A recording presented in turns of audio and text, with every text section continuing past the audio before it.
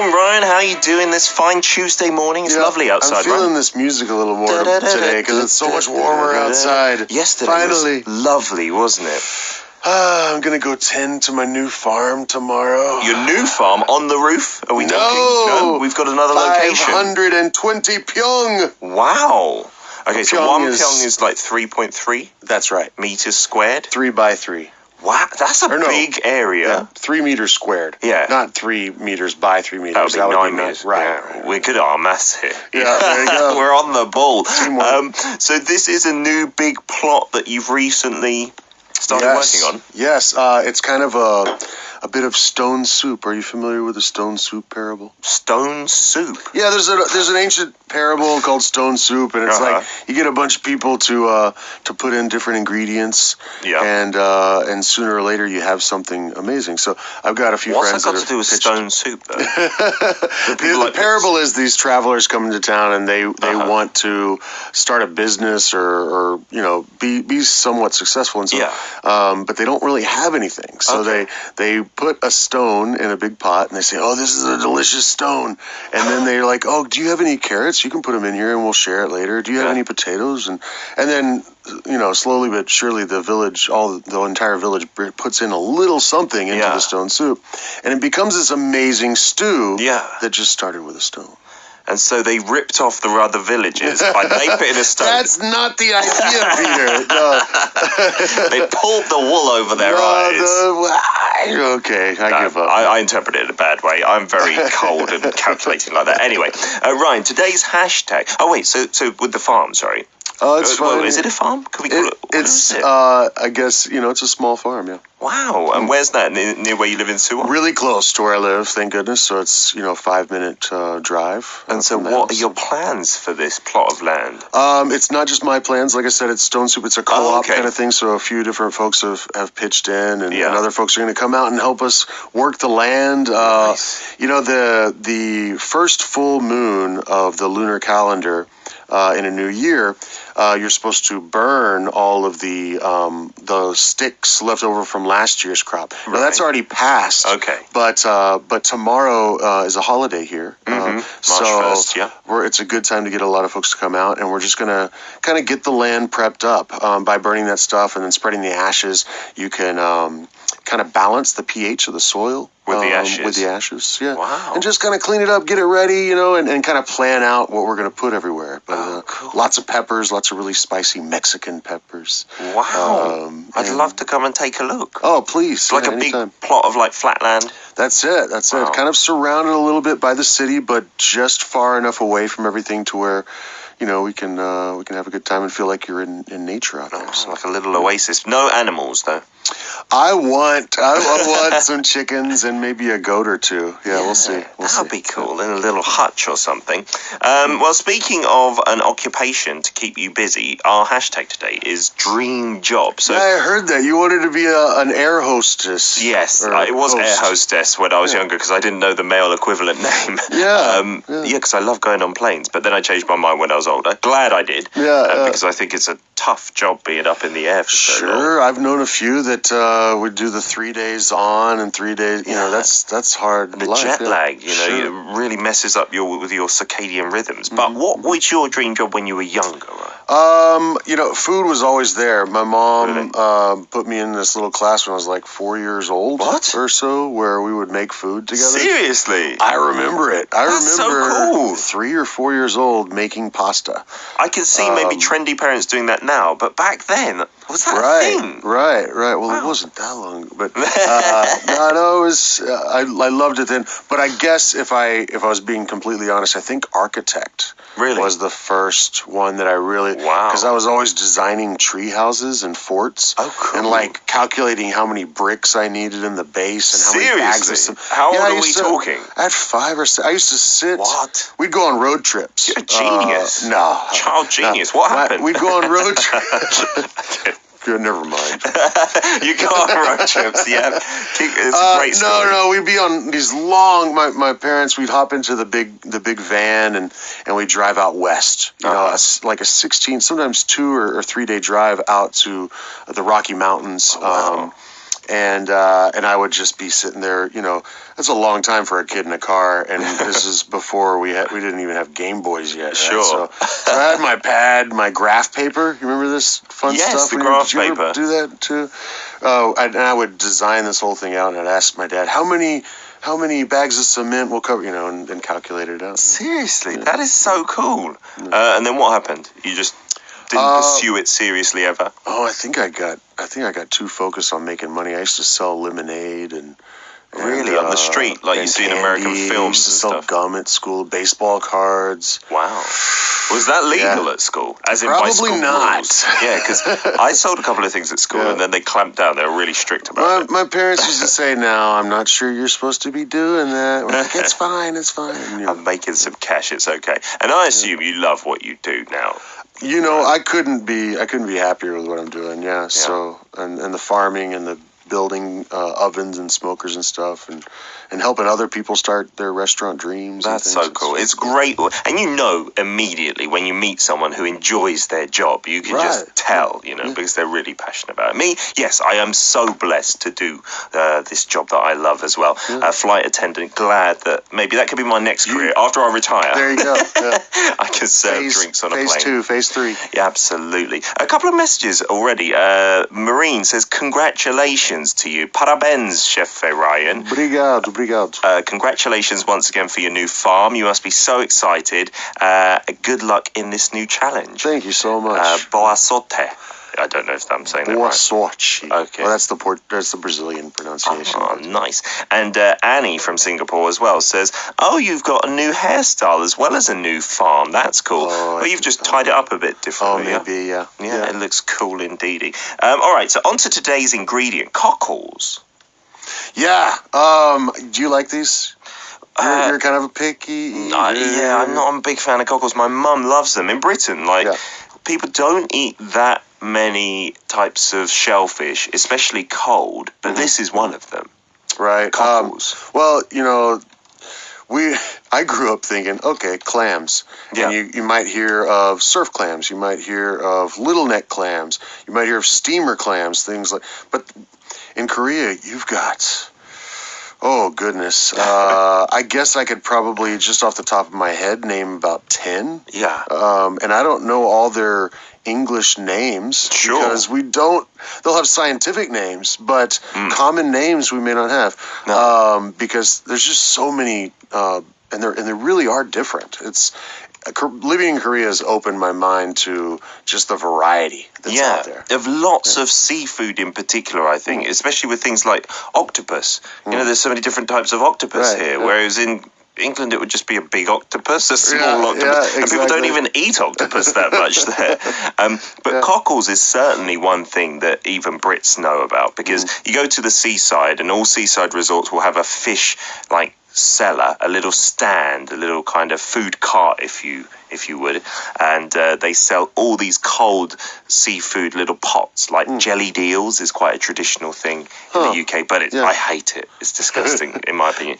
But cockles is a very popular one. You get like a little tub, and they're salted, and you eat it with some vinegar. Just vinegar, and it's cold vinegar and a little bit of salt in the cockles. Yeah, and then you just pick it out with a toothpick and eat the whole thing. Well, here in Korea, sometimes you'll find towards the beach there are those little tiny sea snails, and you just you get the cup of those and just suck them out. That's pretty good. That's similar again in the UK in the seaside, which is quite unusual because British people do kind of get squeamish with certain exotic foods. Not so much now, but maybe like 10, 15 years ago. But cockles here in Korea, where do you use them in cooking or in food? Do they have any dishes? Oh, first the most common one, just the plain cockle, or the like the bajidak. That's in the knife cut noodles. Stew, the kalguksu. Right? Yeah. That's the most famous kalguksu, is the bajidak kalguksu. So bajidak is a cockle, right? Yes, it is. We class it as a cockle. I see. Then it is in a lot of things, isn't it? It's the most common one. You'll find it in doenjang, in the soybean paste stews. In the soup, right? yeah. You'll just find these little morsels of joy at the bottom, sometimes in their shells. Absolutely. Pick them out, and they do add a little depth, don't they? They definitely add depth to it.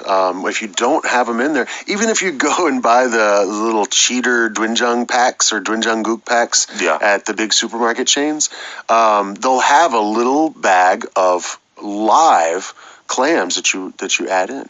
Because it's an integral part. Yeah, sure. Here in the supermarkets, it's so cool. They have these vacuum-packed clams that are alive in water. Right. And you can store them in your fridge for a little while. For a couple of days. Yeah. Don't want to go too long. No. They're so interesting. Like when I show them to my son, he thinks it's intriguing because he grew up for a year or two in the UK, and you don't get anything like that alive. Right. You can't buy anything alive in a supermarket. It's like a 2-day pet. Yeah, exactly, that you then eat.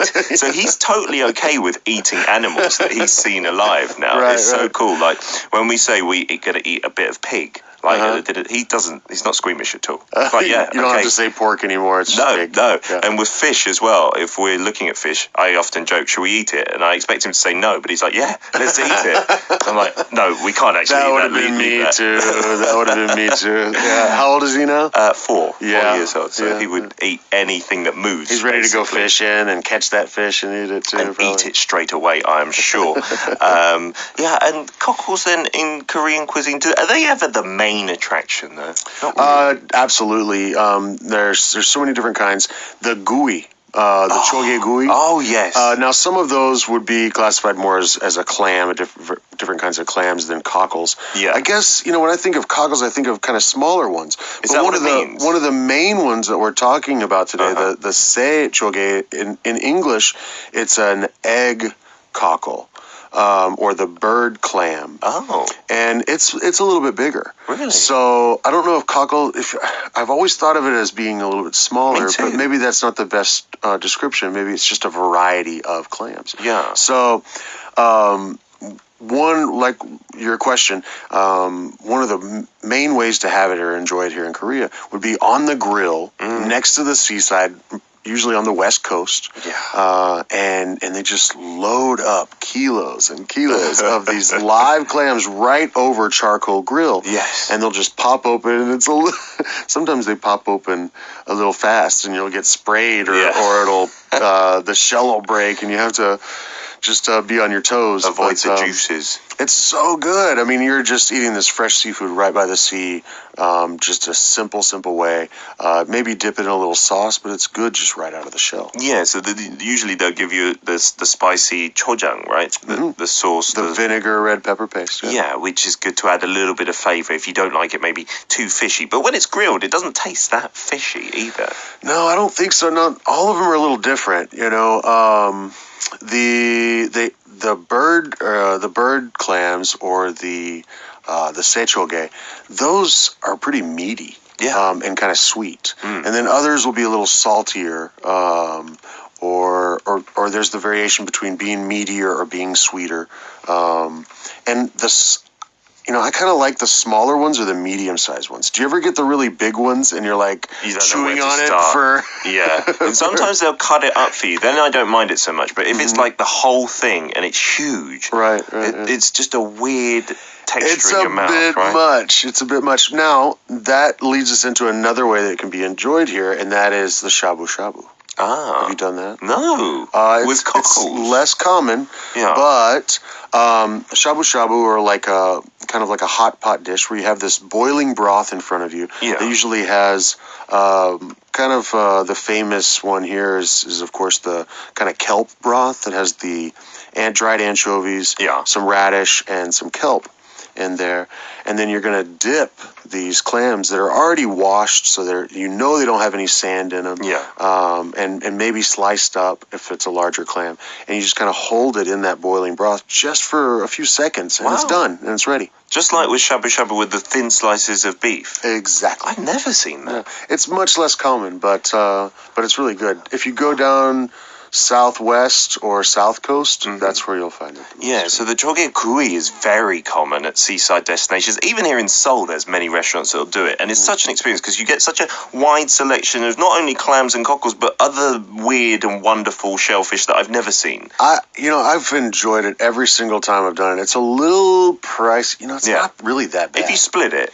Yeah, if you got 3 or 4 people, it's only like $15 a person, and you're having a lot of this amazing shellfich. And sometimes they'll come out with, some place do a fusion like this aluminium foil container with cheese melting and other sauce, and if you put the shellfish in there, it's interesting. It's good. It's good. Whenever I see that cheese, that kind of rubbery cheese, I get turned off a little bit. But it can work. The vinegar, spicy sauce, and then you're pouring. What's nice about that is you usually pour the juice out of all the clams as they open into the cheesy mixture. As that reduces down, wow, you get a awesome concentrated flavor from all that. It sounds weird, but it does taste beautiful, even with the rubbery cheap cheese. And the other way that I like it, one thing to mention before the song break, is the jjim. The jjigae. Right. So it's kind of maybe an in between the shabu shabu, where they put it in a big pot with boiling stock usually, at the bottom, right. And it all kind of gets steamed in there. And sometimes they'll throw a live octopus on top. Yes, and it'll get steamed alive. You can even eat those alive as well. My poor sister, when she came to Korea the very first time, just a year and a half ago, that was her first meal. Wow. I threw her right in the deep end. That is the deepest of the deep. We went for jjigae down at Namhae Island, down on the south side, And she was okay with it? Well, she was fine until I whispered to the waiter or server. I was like, could you put a live octopus on there too? Just to tease her. Brothers, you can never trust them, can you? She liked it. She enjoyed it after. I think she got a little freaked out by the live octopus when it came out. I think anyone would for the first time, so the jjim, in my opinion, is maybe if you're a more seasoned seafood eater, whereas the kui, the grilled version, is a bit less fishy and I think it's the first one people try, Yeah, and it's really good, really good. I totally forgot about that as the main part of the dish. The cockles really are the star. So we're going to read out loads of your messages coming in about cockles, but if there's any more and what's in your fridge, let us know during the song break. This is Roy Kim, Love, Love, Love. But we got loads of messages about cockles here. Let's go through a few of them. Annie in Singapore says, I love cockles. There's a local dish here called laksa. It's the spicy soup stock, flavoured with coconut milk and dried shrimp and topped with ingredients like cockles, prawns and fish cakes. I always ask for an extra serving of cockles. Laksa's really famous in Singapore, right? I love laksa. Yeah, I love anything with a bit of coconut in for some reason. Oh, man. Coconut is like the hot ingredient, I feel, of the past couple of years, I was cooking with coconut just last Friday. What did you cook? I made a kind of Thai green curry. Oh, I love Thai green curry. Yeah, with some prawns and so good. Lemongrass and kaffir lime leaves. Oh, please stop, Brian. I'm getting hungry. Jazzy K-Popper says, the south coast here in the UK, from Dover to Plymouth, there are tons of cockles on the beaches, and kids usually go down there with buckets and pick them up, and the adults prepare them for dinner, and you can have them on their own or with vegetables and other seafood. I didn't even know that you could catch cockles around that area, and I'm from the UK. Shame on me. Thank you, Jazzy K-Popper. When you do that, you know the trick, though. You have to put them in fresh water and maybe put them in a dark place with maybe a little flour or cornmeal in the water. Is that why people in Korea, sometimes when they get the shellfish, they'll put it in a black plastic bag in the fridge to keep it dark? Yeah, okay, maybe. What I'm talking about is they need to spit out the sand. Yeah. And yeah, I guess I don't like using those black plastic bags, but in some kind of container that's not going to leak all over your fridge, hopefully. Sure. And the flour, the cornmeal will kind of speed it up. I've also heard some people putting black pepper in the water. I haven't tried that myself, but so that'll get the clams to spit out that sand and replace it with a little bit of fresh water. It won't take the salinity down too much on the clams, but it will adjust it. And how long roughly leave them for? I would say half an hour. That's all. It probably depends on the clams. If you're doing something like those bird clams that we were talking about, or the egg cockles, they have more sand in them. So that you actually, and normally if you're going to do shabu shabu, you're going to pop the clam open and then you can really rinse it out and make sure it's totally clean. Cool.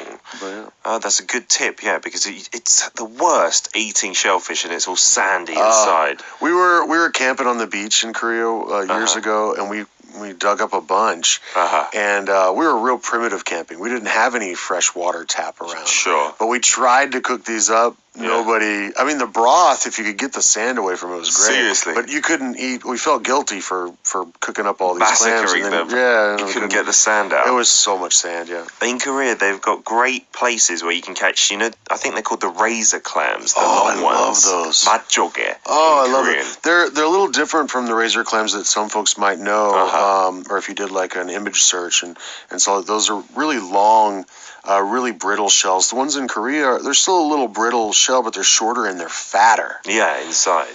Man, you do those up kind of the way we do mussels, with wine and butter and parsley and garlic. They taste good then. Oh, it's so good. They're so meaty.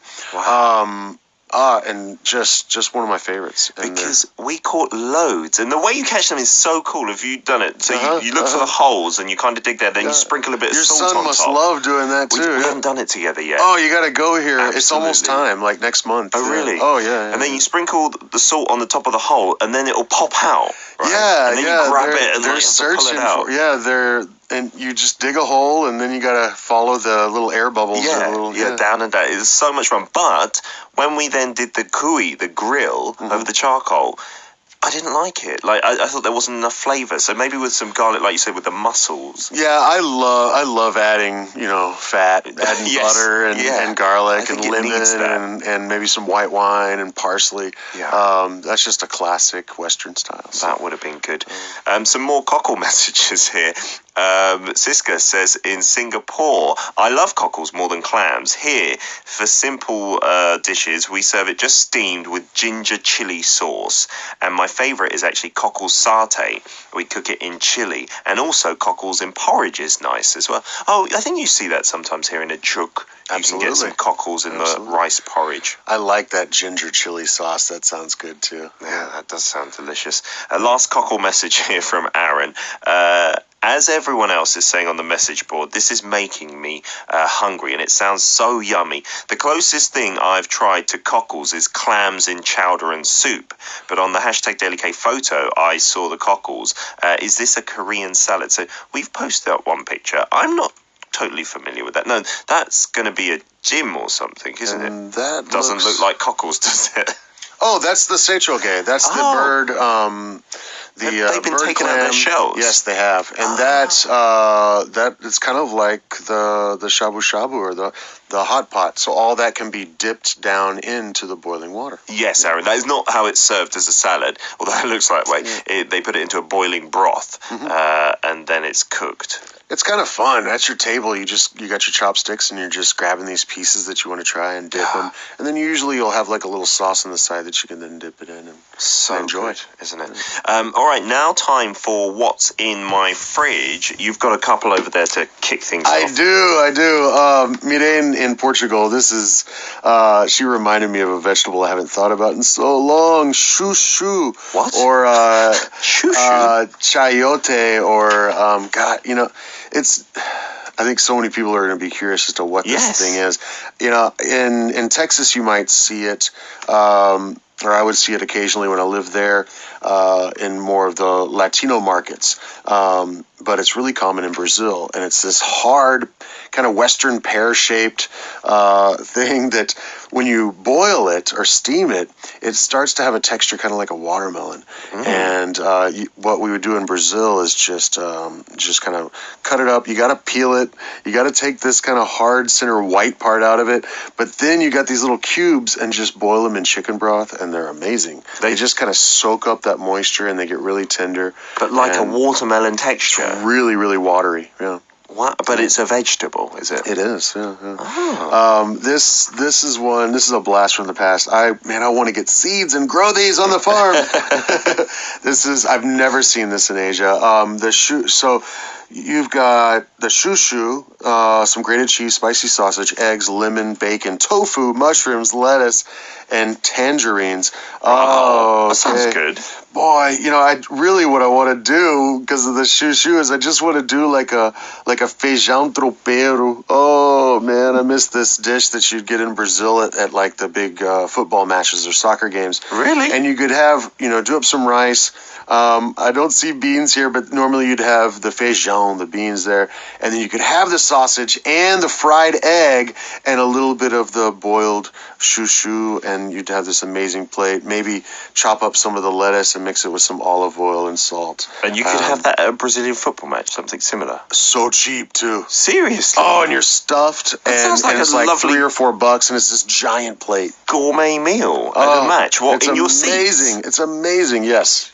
In the UK, what they serve is pies and maybe a hot dog. It's just disgusting. Usually. I don't know. I've never seen it anywhere else, but sure enough, in Brazil, when you go to the soccer matches or football games, you can get a feijão tropeiro. No wonder they have so many fans at their games for the food, amazing. For the cheap food, isn't it? I think it helps soak up all the beer that's going down too. Nice, Marie. Do try that out. I'd love to see that vegetable as well. Oh, shoo. Thank you for reminding me of that one. All right. Now, Diamond Press, we've got a lot in this fridge. Okay. Wow. Atlantic salmon. I wish I had some wild Atlantic salmon up in here. Tofu, broccoli, zucchini, yellow squash, fresh spinach, butternut squash, mushrooms, carrots, mulberries. I love those. And the season is coming up here soon in Korea as well. Mulberries is in mulberry wine. Odi. You know Odi? Odi? Odi. Where? Not where, Odi. but Odi, the mulberry in Korean. I didn't know. Yeah, it's a spring berry from a tree, and you'll be seeing them soon in the markets. Brussels sprouts, I love those too. They've just showed up in Korea in the past few years. Really? Before that, you could not find them anymore. I haven't seen them yet. Green beans, truffle cheddar cheese. Wow, you've got a fancy fridge over here. And many other cheeses. Oh, man, and some greens, an array of spices. Wow. Okay, I think I make a spiced salmon. Ooh, salmon custard with fresh vegetables and roasted red pepper sauce. That sounds amazing. Okay, something tells me that you know what you're doing, Diamond Press here. So, a salmon custard sounds amazing. What I like to do with something like that is then get a phyllo dough. Mm-hmm. Are you familiar with phyllo dough? The phyllo pastry. Right. Yeah. Some people say phyllo. I say phyllo, tomato. I say phyllo as well. Brush it with butter. Brush it with melted butter, and layer a few sheets and wrap that around like a chilled bechamel with your salmon in there. Mm-hmm. And then when you bake it, that bechamel will warm up and become gooey, melty. Oh, nice! And like a little pie. Right. As the phyllo gets golden brown, when you break into that, it'll just ooze out, and you've got a really 5-star kind of dish, but it's not so difficult or time consuming either. Yeah, especially if you buy the phyllo pastry. You can't make that at home. It's difficult, isn't it? Oh, it's really tough to get anything that thin, even with a pasta machine. Yeah, but yeah, something like that with a salmon custard in it too would be amazing. Truffle cheddar cheese. Could you use the yellow mulberries? Squash and zucchini? I would have to do a kind of a terrine maybe, or like a gratin with the zucchini, the yellow squash, the truffle cheddar cheese, some butter. You could incorporate the broccoli there. Butternut squash, definitely. Mushrooms, definitely. I'm going to grow some yellow. Did you grow up with yellow squash? No. Okay, no, I haven't had it in so long, but I happen to have some seeds. What does it taste like? It looks like a kind of pumpkin, right? Yeah, it's like the most squashy of the squashes. What? I don't know. As in, what's I'll bring you one in a few months. You're going to grow them? Awesome. Yes, please do. But I miss those so much. You've got one heck of a fridge, and it looks like you know what you're doing. So good luck with that. Can I say, Ryan, I hate cooked salmon. I think you're ruining it if you cook it. The texture, it just gets too dry, and I don't know. When it's raw, it tastes so much better, in my opinion. I predominantly agree with you. Now, I guess my favorite way would be the cured and smoked. Oh, because you brought in some cured fish before, and it was so good. I'm not a fan of smoked salmon, but is there a tip when you're cooking it to not have it all dry and You know what I mean when you cook salmon? Absolutely. You can overcook any seafood really quickly.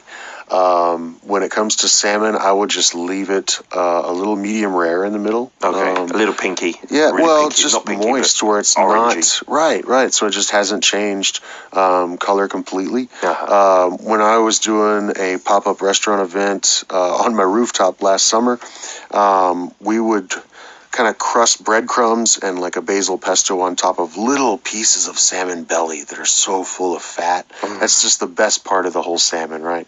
And they would go under the salamander, the broiler, for only about 3 minutes. Oh, wow. Just boom, done. And that way, you've got a little bit of color on the top, the pink, from the being cooked, but then down in there, it's still like soft and fatty and just unctuous. That's a good tip. If you overcook it, I think salmon is like the worst. Like eating a definitely feel that way about tuna fish. I hate cooked tuna. It seems so why silly. cook it? Definitely leave it rare or raw in the middle. Jazzy K-popper from the UK says, in my fridge I've got pulled pork, cheese, ham, tuna fish, different varieties of yogurt, citron tea, tomato sauce, brown sauce, and milk. Have you had brown sauce? Yes. Yes. And do you know HP sauce from the UK? I have experienced those. They're very unique in flavour. Quite nice. Quite a kick. It becomes important when you grow up with that kind of stuff. There's a nostalgia to it. Yeah. I didn't grow up with those, so I don't need them per se. But I understand. I understand the adding of some salt and sweetness to things. So that's not a bad fridge. You know what you got me thinking about are these open-faced sandwiches in the Czech Republic. You ever seen these? No. Okay, so you've got some different kinds of meats. You've got some tuna. Well, if you wanted to go with the tuna or the fish, kind of make like a pate spread out of it. Yeah. In Prague or in the Czech Republic, they'll do all these open-faced sandwiches. It's really famous there, and with pates on them. And so if you've got the pulled pork, that could go on there, or ham can go on there. You just want a thinly sliced baguette, toast it a little bit, and then you can put all kinds of spreads on top. It's kind of fun. It's really easy. There's no rules. You can put all different kinds of ingredients there. Usually there's like a pickle, a mustard, maybe a bell pepper in there, tomato, kind of a mayonnaise, potato, carrot salad might be on there too. And then you just leave it open. That's the gimmick of it. Open face. So I think the story goes that a famous artist who created them was painting and had to be able to eat something while he was painting or something like that. And so he had to have it open rather than closed. Right. So you didn't have to have two hands to eat a sandwich. You're just holding it with one. That's an interesting theory.